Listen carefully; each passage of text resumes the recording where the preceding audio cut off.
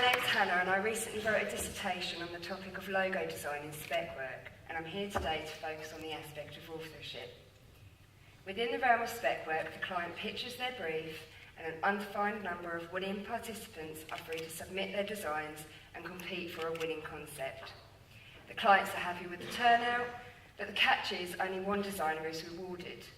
So how does spec work arise? The economic climate hit the design industry hard, and small businesses were the first to go.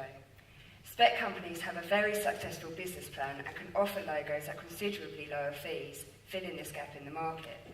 You also have to consider the internet, which has levelled the playing field, and design is no longer limited to specialist schools or universities, as we now have access to all the tools we need online. Spec work is believed to appeal mainly to a novice or hobbyist. Soon to be graduating uni, I put myself in this category and I can see the appeal. But first I began to question how confidently I knew my contract law and in the essence my rights to the work in which I create. That turned out to be very minimum. This led me on to wonder how many other so-called novice designers would be in the same situation as me. In a case study asking students how confident they felt in their understanding of the legal language used in a written contract, 80% responded that they felt unsure to clueless, raising the question that even if we are to read the contracts behind spec work, how far does our understanding go in regards to its content? In the same survey, 60% of students felt unsure in their knowledge of authorship law, so let's get legal. All right clauses are common in logo design, as it would otherwise be impossible to keep track of all the appearances in which a logo can feature. In the professional sector, designers are commonly compensated for these all-right clauses, or at least have the option to negotiate. On the other hand, in the speculative industry, you would sign the contract upon initial registration.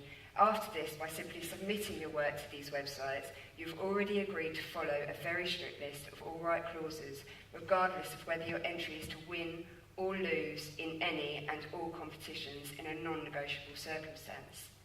Ethics in design will always be debated, as it is not something that you can simply put into what's right or what's wrong.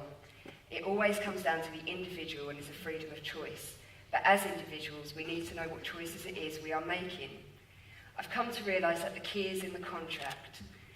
As intimidating as the legal language is, it is essential for us to understand. This is where we make our money, protect our assets, and stand by our ethics.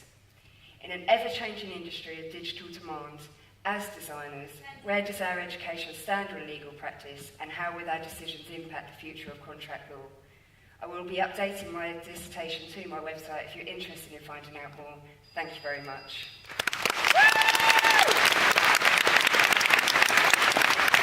Hi everyone, my name is Andy. I'm going to talk to you today